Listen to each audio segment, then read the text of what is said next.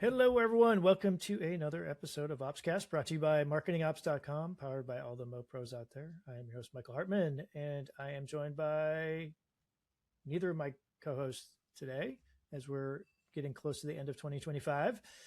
And when we're recording this, today we are diving into a topic that doesn't get nearly enough attention in marketing ops. We'll call it values-based leadership. What that means, how it works in practice, why it's one of the most overlooked levers for building healthy, high-performing ops teams. And to do that is my guest, Jaime López, head of marketing at Ververica. Jaime's career spans engineering, machine learning, technical marketing, and operations. And he has led teams across Europe, Asia, and the US. He brings a thoughtful, intentional approach to leadership rooted in defining clear values, adapting to team members as individuals, and cultivating cultures that align with both team identity and organizational contexts. So Jaime, thank you for staying up late. You're in Helsinki, so it's late there. That's why for those who are watching, it's dark in the background. So welcome to the show.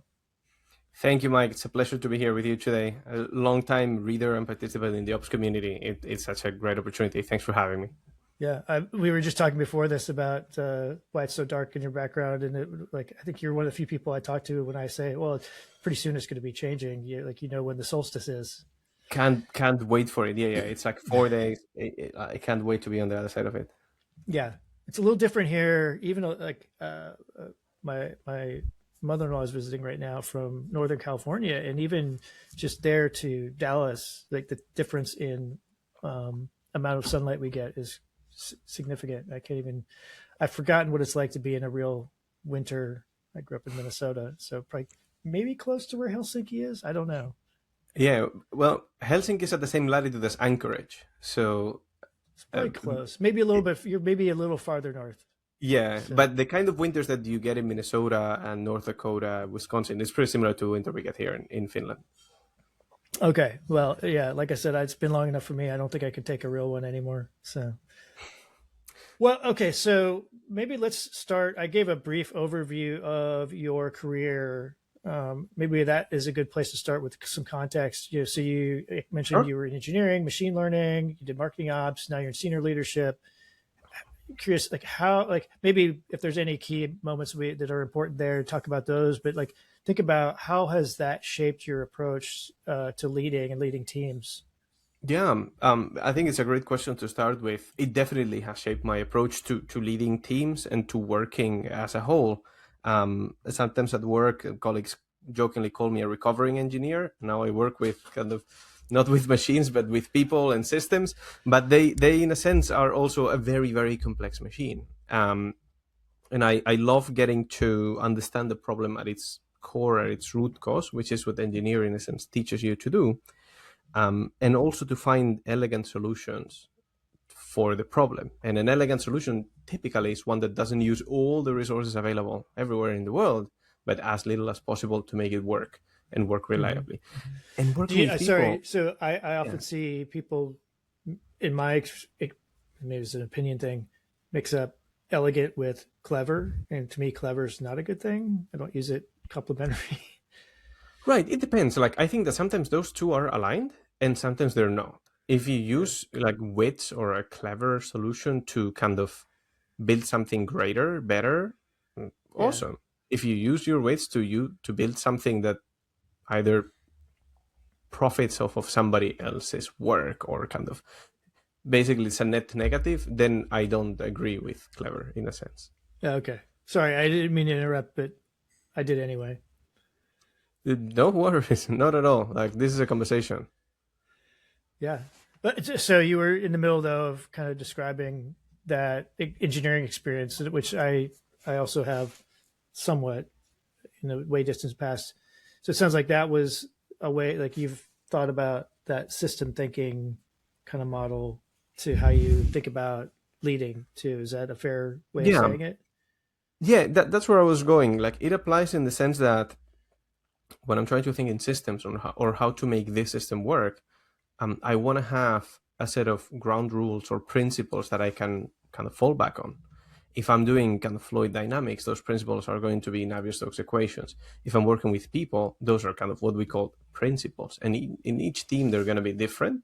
And that's why I put a big emphasis on values-based leadership. So values and principles of a team are those immutable laws in a way. Yeah. Oh, that makes sense. I never thought of it that way, of kind of those engineering or science based rules, to thinking about I guess the way I've thought about it is norms within a team, Hmm. right? Which I like the idea of principle ones too. Maybe we come back to that a little bit, but you mentioned values based leadership. So if people listening, watching are like me, I probably have an idea in my head what that means. What does that mean for you? And how do you think it's different than maybe other ways that people think about leading and or leadership styles? Yeah, well, I think one basic difference that I find is that most leaders default to rules, and rules tell you what not to do. And Yeah. you'll see that kind of our big kind of Western working culture is full of rules of what you're not allowed to do because reasons. Yeah. But I think the values are kind of the opposite of that. They tell you who to be and how to act. Rules create compliance. Nobody colors outside of the lines, which is fine, but it's not sufficient. Another engineering thing, it's necessary, but it's not sufficient. Right. Um, but I think the values create two things that are super important to me. One is ownership, which is kind of the drive for people to find problems worth solving and go and solve them and be Yeah. accountable for them being solved. And when you get there and you have ownership, people start displaying, if you emphasize it, bias to action, which is like, okay, it's not just that I identify and own a problem, but I'm gonna go and do it before I'm told that I need to do it. Got it. Okay. What? So maybe talk a little bit about the word values, because it seems like that's an important piece of this. Like, are there different, So like when you think of it, what does it mean, and what do you think other people think it is that are off from what you think it is? there are a few ways of looking at this. I was doing a little bit of reflection before we started our conversation today, and I it, it's inevitable to encounter the thing that people hear values and I think it's soft compared to rules, compared to mandates.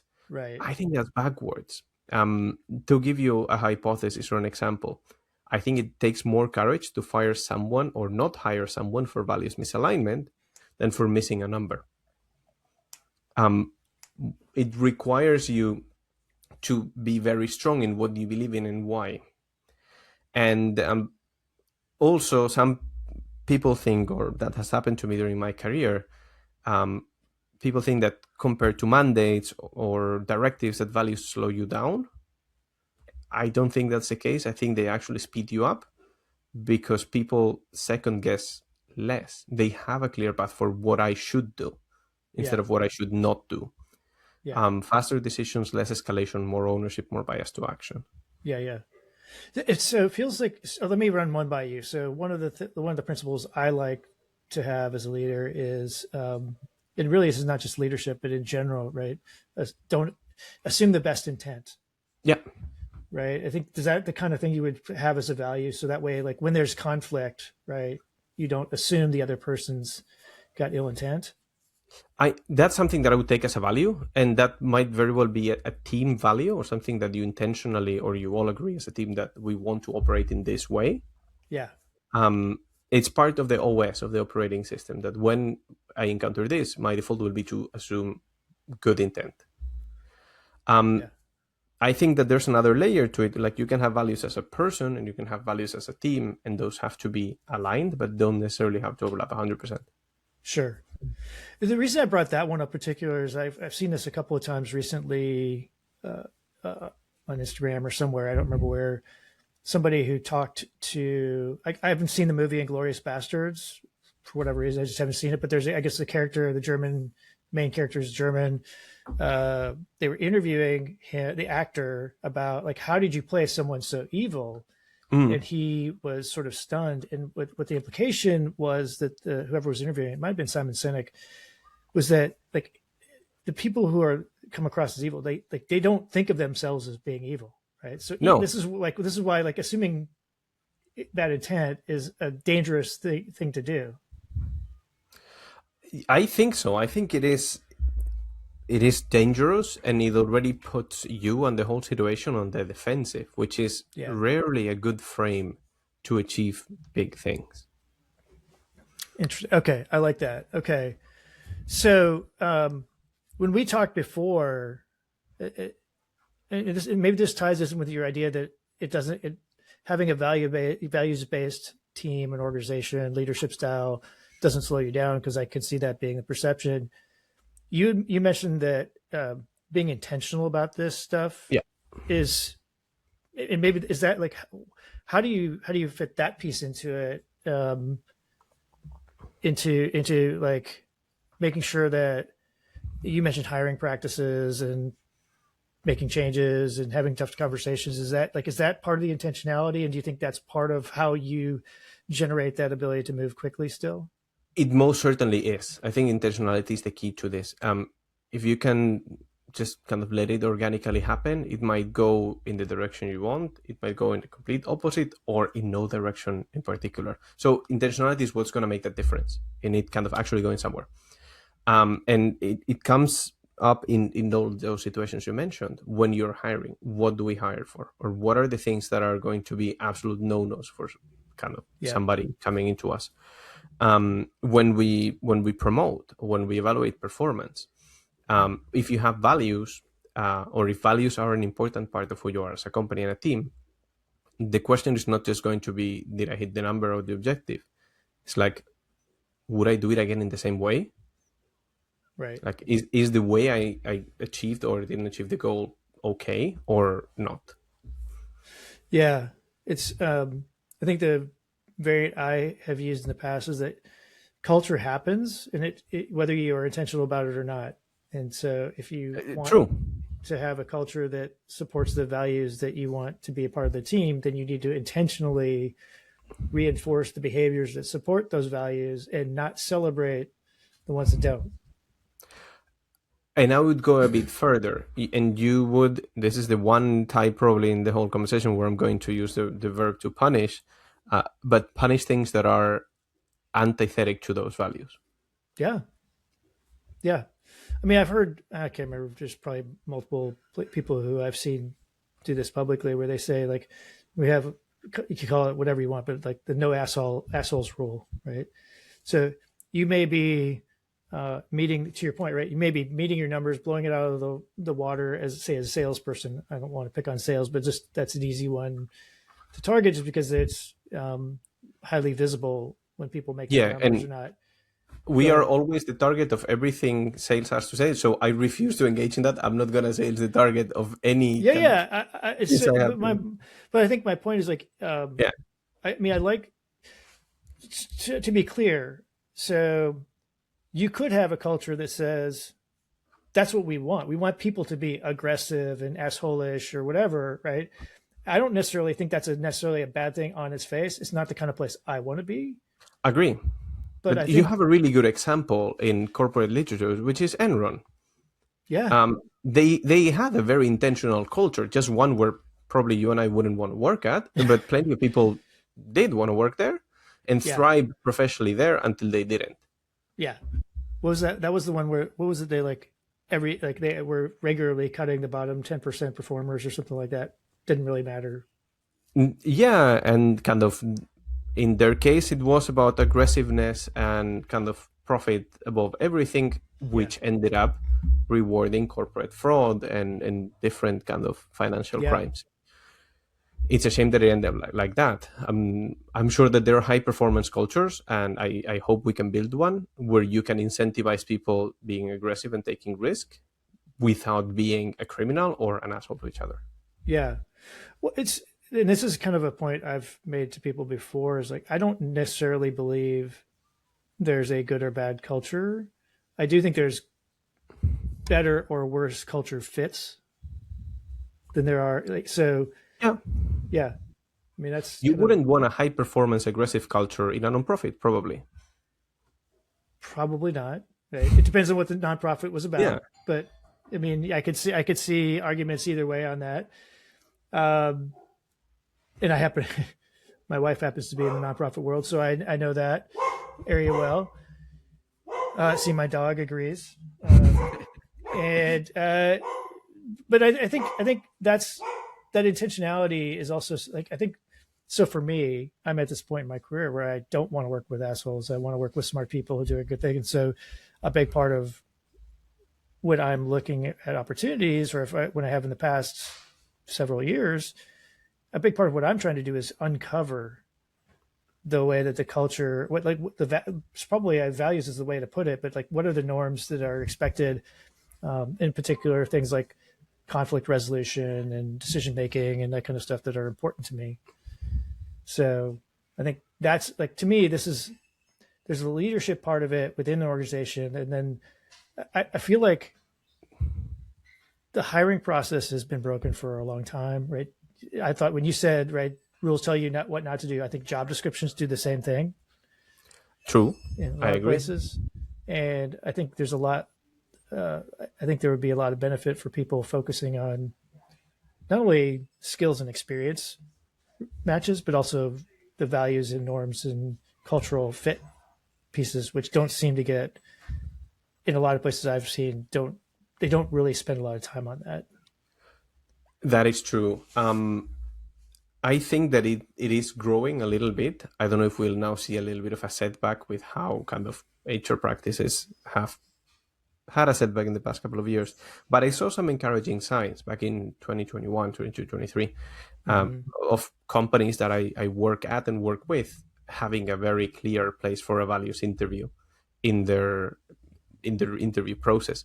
And even bigger companies to the tune of AWS are famous for having very specific values they look for in an interview and that they drill.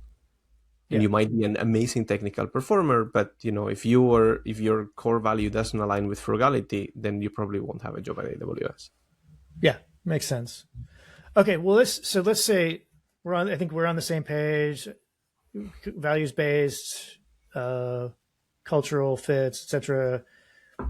When you join or build a team, how do you walk me through the way that you think about building that set of shared values with the team from the start? So I think it's a little bit different every time, also very different between building from scratch versus inheriting a team. But starting with kind of building from scratch, I don't walk on with answers. I walk in with questions, and questions like, for each of the team members or kind of the team as a whole, when was a time where you were proud how we achieved something together? What was the achievement? How did we get it done?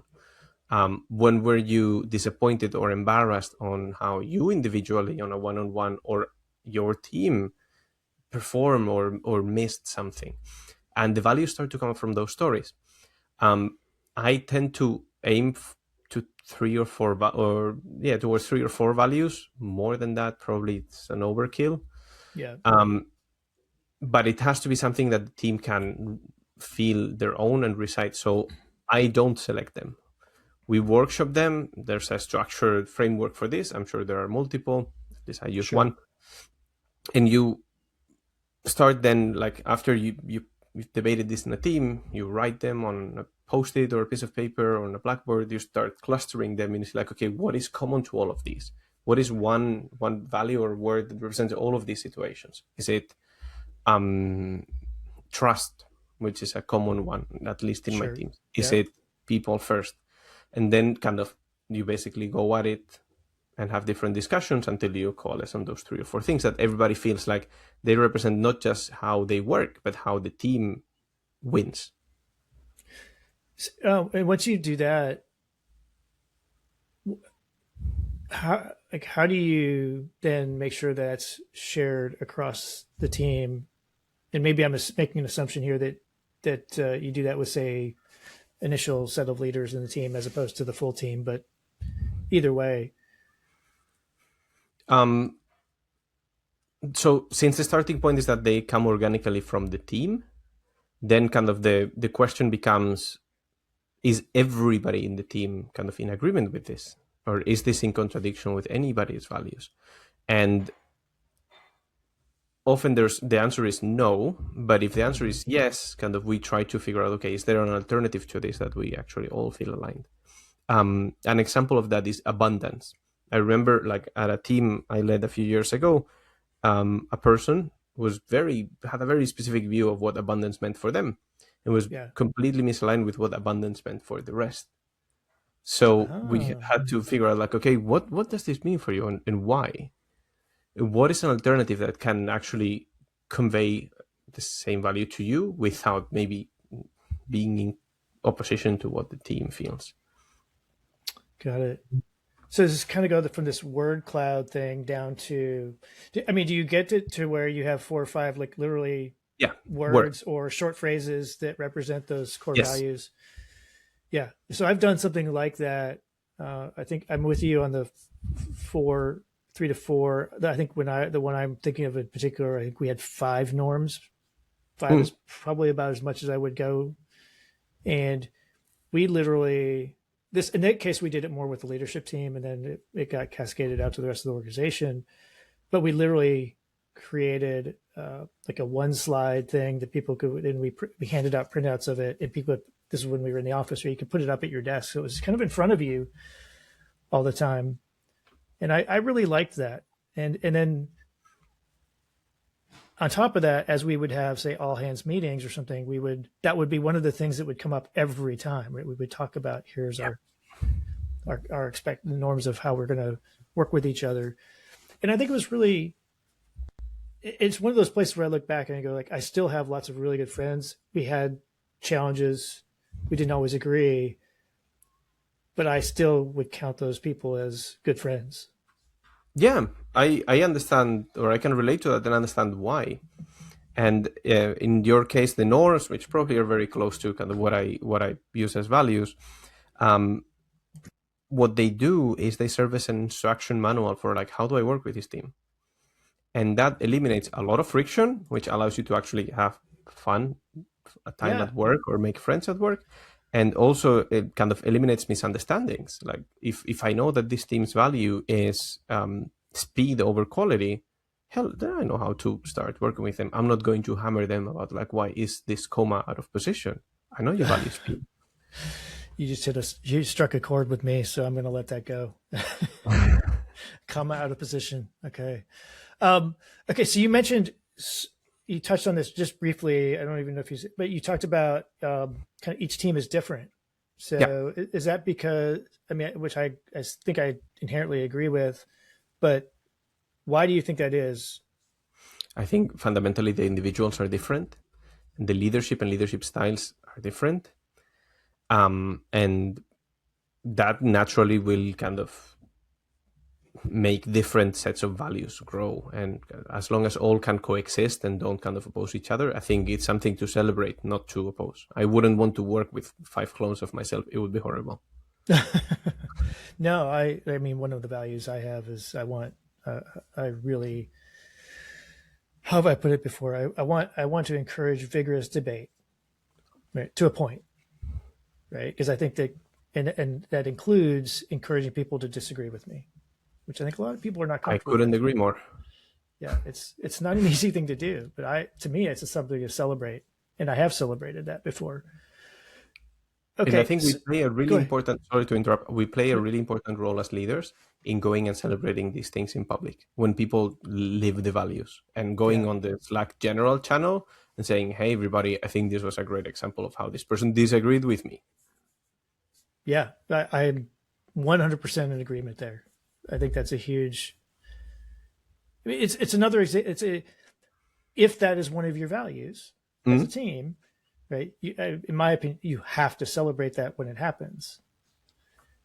Otherwise, if you don't, people start to not believe that the values are Right. really It's the just a values. slide. Yeah, Yeah. and I think that's okay. So another thing you touched on is maybe there's some differences when you are building a team versus inheriting a team, and maybe I would add a nuance of inheriting a team where someone else thought that they should be in the role who's now a direct report. Mm-hmm. How do you? What are some of the things you think about? Do you change the general approach at all, or are there specific things you try to do in the scenario where you're building versus inheriting? Yes, there are a few things that I do differently, and I've learned from my mistakes and other people's mistakes in this. Like, looking at it as a greenfield situation where you're building from scratch is a mistake. inherited teams or existing teams have a culture already, whether intentionally or unintentionally. You cannot delete that overnight. Right. And you have to live with it and adjust it. You cannot pretend that it wasn't there. You have to understand it. And especially you have to understand what worked in this team before. Yes. And it's like, okay, like of these things, like how did you win together? What worked? When were you very proud? What are the things that we should keep and kind of turbocharge? And what are the things that maybe we should ditch and change? Yeah. Okay. So I think it sounds like the big thing is there. Don't assume that's going to change quickly. If there's No, and like how much of the strongman role you want to play, like I'm now the guy in charge and sheriff in town, that's not going to make it faster or better. It's just going to very likely alienate people. So maybe this might lead us into a little bit of a different conversation too. So I remember a time in my career where I had a team, excuse me, and a new person from another team got moved to my team. It wasn't really his choice. And I think there was a culture difference between the team he was on and the team I had and the way we worked. So maybe how do you, sort of two parts of this, right? One, have you had to do that where you have to assimilate somebody into another team where there's already maybe a well-established set of values and norms? But also, one of the things I had to do in that role, it felt like, was to adapt my approach to how he worked most effectively. So in other words, like I think a lot of this is part of what I do with a lot of coaching I do with new managers is, part of your job is not to get people to change how they do things, but you have to adapt to how they work. How do you think about those two components? So the first one, I have been in the situation, both kind of in the role of a leader who has somebody move from another team to mine, and there's a culture clash there, or these teams were rivals even before. That's tricky. The tension tends to solve itself with time, but you don't have a lot of time also before the thing explodes or becomes untenable. Yeah. So my approach to that tends to be talking to the one person who maybe is the most aggrieved at the beginning and kind of reassure this person that I understand where you're coming from. I know that you're worked in a different operating system than what we run here. Like, you have my trust and my patience, and I'm committed to helping you adapt to this. I'm not going to tolerate everything, but you have an adaptation period to learn kind of how we work here. And at the same time, I'm very happy to hear how we can do it better if there are things that the other team did better. And I've also been in a very kind of uncomfortable position of being that person who gets moved from another team to report to my former coworker. It isn't something that nobody likes doing. It is tough. Yes. I got very lucky in that the person I got to report to is a good friend nowadays, and he's an excellent person, excellent leader, but you cannot really avoid the clash. And you have to also kind of take that leeway you're given and commit to adapting to the new situation, the new philosophy, whether you chose that or not. Yeah, it's interesting. I also have a similar experience not where I moved, but I was in the mix for a promotion to lead a team that I was part of. Someone else got the job, and we ended up having a very honest conversation about that. I can't remember if it was he brought it up or I brought it up, but I think we just addressed that elephant in the room, so to speak. And we ended up having a great working relationship, and it was good. I still wanted the job, but I had to come to terms with that and either choose to continue to do what I could do to make the team better or not. And I'm not going to say it was easy. It never is. Yeah. That's interesting. So you talked about I guess, assume this can be both part of somebody coming into an existing values set, or maybe something's going on with someone's life and they start to veer from the expected values.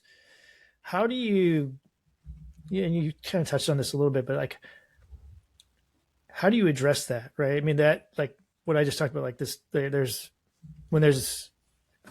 regular kinds of things that are going against the set of values for the team. How do you deal with that? In private, always, like, I'm a big proponent of public praise, private criticism in any situation.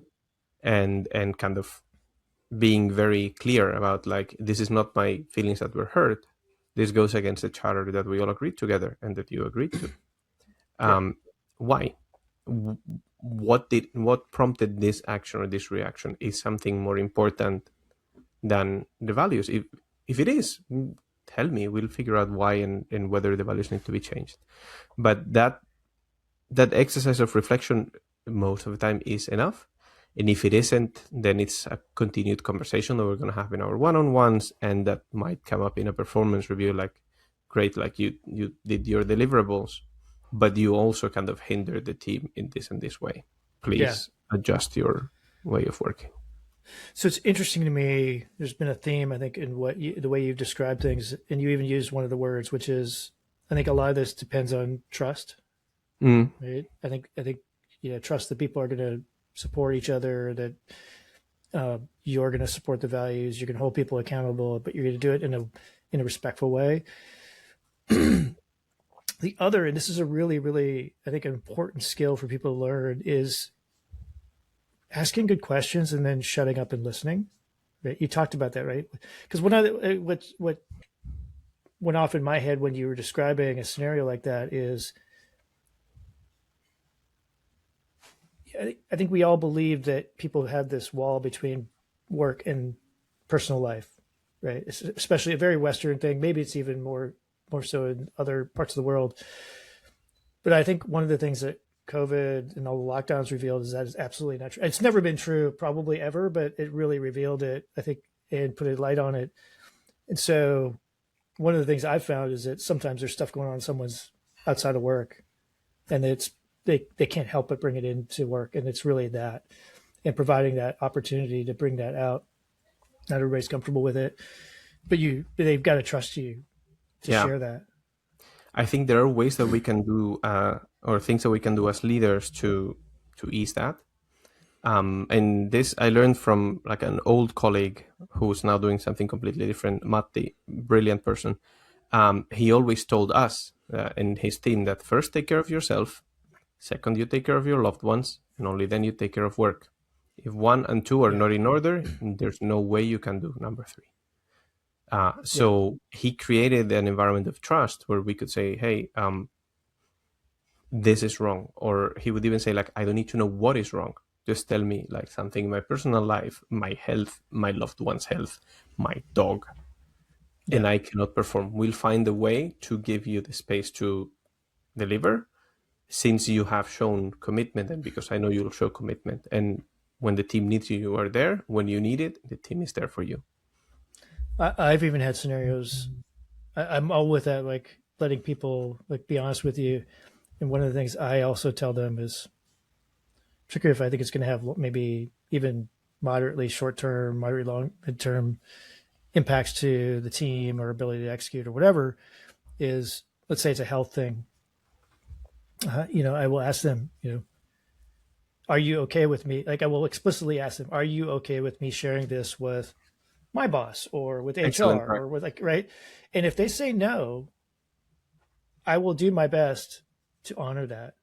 And if I don't think I can do that without saying no, I will tell them I will do what I can. I may not be able to, right? And I don't and I think there's one in particular I think of, which was somebody in a country that somebody worked for me internationally in a country where mental health issues were looked down upon. And this person's spouse was going through something. This person was having to, like, checking out of work regularly. And finally, I think we had built enough trust that that person was comfortable sharing that with me, but asking me explicitly, don't say anything. And so I did. And I never told anyone what was going on because I didn't think it was my right. If he was comfortable, if that person was comfortable, then it might have been different. But like, that's one of those things, like, there's very few people get prepared for that kind of challenge as leaders. And it's something yet that most of us have to go through at one point or another. with a team member, with ourselves, with our families, that they are going through a really tough Yeah. situation, and we have to make it work for them and for us and for the team. So yeah, I think that's an excellent exemplification of values. Like, Yeah. trust is really important in that environment for you and for your team, and you honor and commit to honoring that. And when you cannot commit to it, you're also open about how you cannot commit to it. Yeah. I mean, in that, and thinking in this position, in that position, I was like, I'm not going to tell my boss or the CEO, right? I'm just not.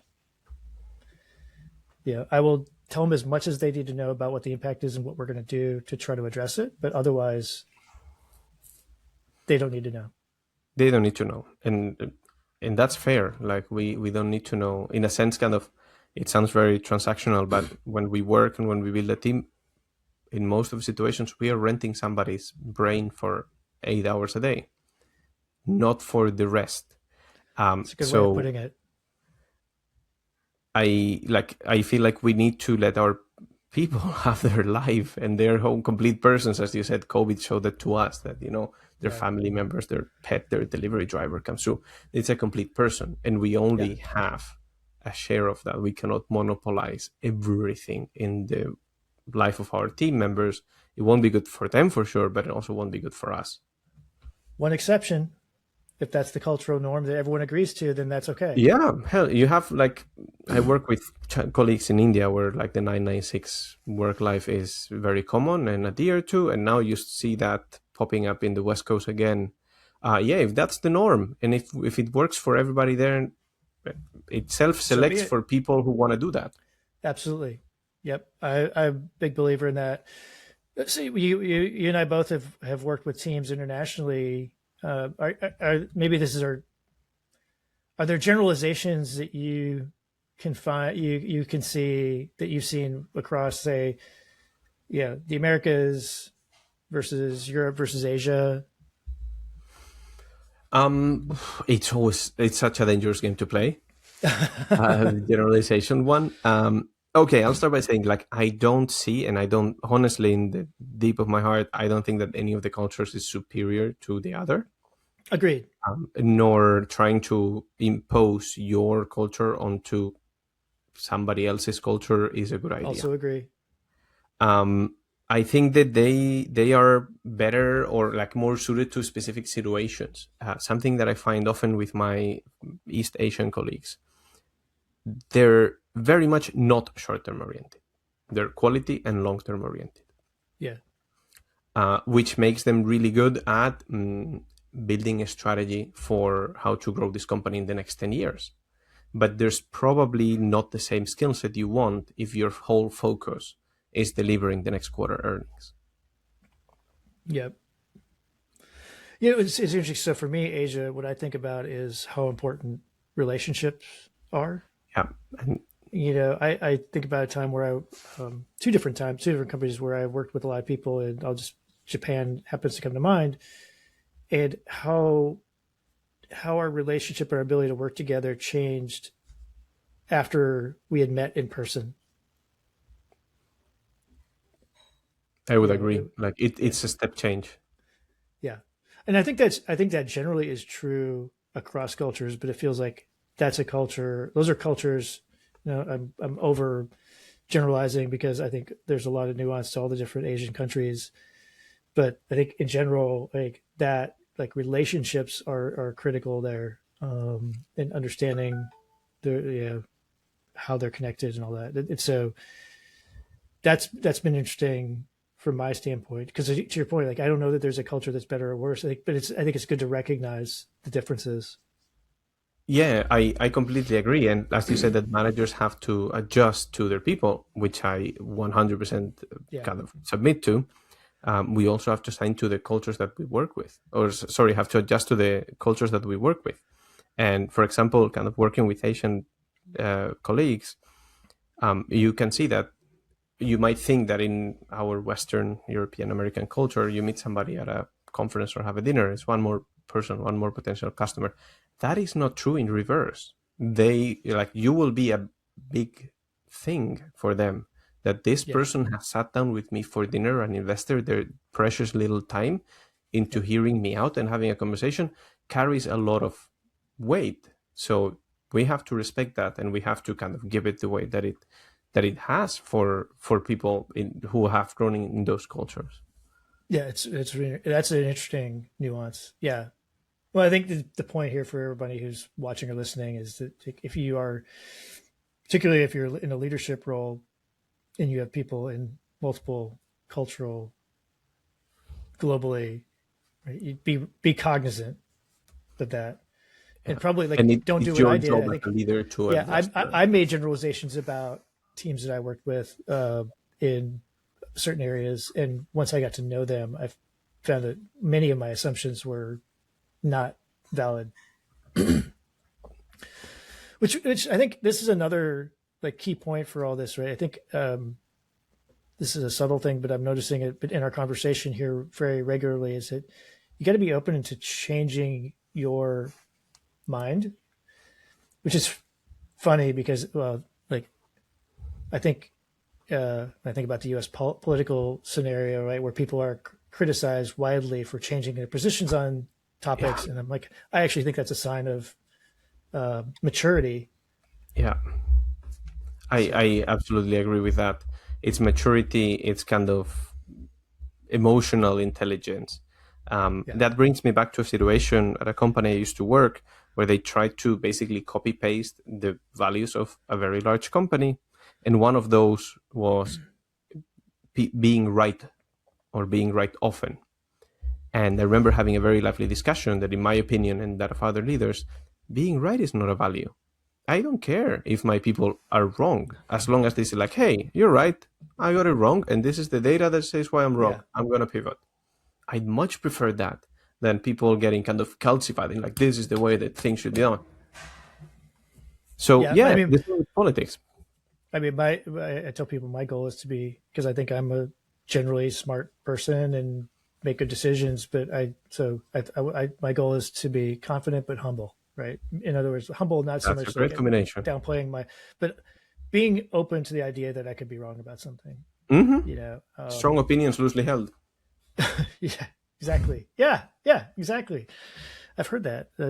I need to remember that to describe it better, more succinctly at least. All right. Well, let's wrap up here. So because our audience is primarily ops people, marketing ops, I think a lot of people listening go, this all sounds great, but we're so busy.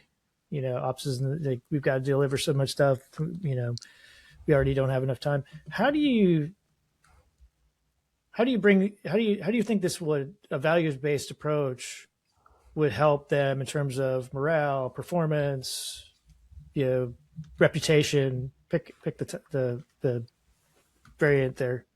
Yeah. So I'm gonna get up my soapbox for a minute and Please. say, like, trying to get ops people to adopt this and believe in it. Ops is the hardest job I've done, and it's constant firefighting. I don't know an ops team that is like leisurely going about their day anywhere ever.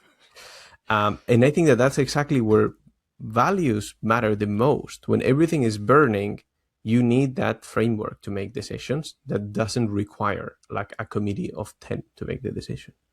That you can trust people to act based on that framework and go and do the thing, because always something needs doing. A fire needs being put out. Yeah. So you can optimize for speed, you can optimize for sustainability, whatever is important to your company and your team, but optimize on something and do it kind of intentionally. The counterpart of that, where I think I and my teams have gotten it wrong, I've seen ops teams that have awesome playbooks, extremely good systems, perfect documentation, and horrible morale, or people very, very burned out. Mm-hmm. The difference between that performing and burning out tends to be the value alignment, or having values in some sense. Well, and I think one of the things because I totally agree with you, it feels like having the agreement on values and the trust that we're all going to support it, and that I'm not going to get burned at the stake for making a mistake, as long as I was doing it with the intention of supporting the values, it gives people agency to do what they believe is the right thing within the framework of those values. And I think there's a lot of people who might be stuck in a place where there's very rigid rules, like step by step, do all this and all that. but don't feel like they have any control over what their day to day looks like. And I think that really is hard for people to deal with. It is. It is like ops is an environment where basically everything is important and kind of no balls can drop, and we all have more balls than kind of a human can handle. So I think that this, like ultimately, when you have a set of agreed values and like the direction to act based on values, you can with your team answer the question like, even if this causes a ball to drop, would we still do it? Is it worth sacrificing the values or the ball? Which ones or the two? And very often that allows you to say like, hey, to business leader X, this feature you want to implement or this integration might be vitally important to you, but overall this will put us in a worse place. We're going to drop this, or we're going to delay this, or we're going to delegate it. And that is a much more tenable and safer position for an ops team than to say like, I'm going to try to work another 27 hours this week to deliver this integration. Yeah. I think about people who listen to this for a while. I've probably talked about the 7 Habits of Highly Effective People, which I'm a big fan of in the whole Franklin Covey time management system. Yeah. And I think one of the biggest things I did when I got Frank Covey's system is like the first thing you do you remember this? You do a personal mission statement. I don't have a personal mission statement. But I did. And to me, this is maybe an analogy in that when I did that, I don't think I really had a framework for making, this is kind of general life decisions, but you talked about this, like take care of yourself, then you're in my case, like spouse, then my kids and family, and then everything else. Right. So when things would come up and I had to make a tough decision about how I would allocate my time, it made it very easy for me to go, I'm going to live with my values based on what I believe my personal mission is. This is the order of things. I think the same thing applies here. I would agree. I think that's kind of, it's that framework for kind of how to make tough decisions and to force yourself to actually make the decisions. That a decision within this framework is always going to be better than a non-decision. Yeah. Well, I've been reminded multiple times lately about the Rush song Free Will, where it has the line that says, if you choose not to make a choice, you still have made a choice, right? Yeah. I am on the same boat, and I'm guilty too often of not making enough decisions and then putting on the back burner things that are actually very important. Yeah, for sure. Jaime, so much fun. This is a topic I love. I'm sure it's going to come through in this episode, or has come through. If folks want to continue that conversation or can keep up with you, what's the best way for them to do that? They can find me on LinkedIn, Jaime López. There's like a million people with my first name and last name, but if you enter like /Jaime Lop, you'll reach my profile. Right. Always to discuss about this with any listener, any leader who wants kind of to continue the conversation. And massive thanks to you, Michael, for making this happen. Yeah, absolutely. It was my pleasure. I enjoyed it. I would love to continue the conversation. Unfortunately, we do have to end. So as we say, all the good things come to an end. So Jaime, again, thank you. Thanks to our listeners for continuing to support us. If you have ideas for topics or guests or want to be a guest like Jaime, please reach out to Naomi, Mike, or me, and we'd be happy to get the ball rolling on that. Until next time. Bye, everybody. Brilliant. Thank you.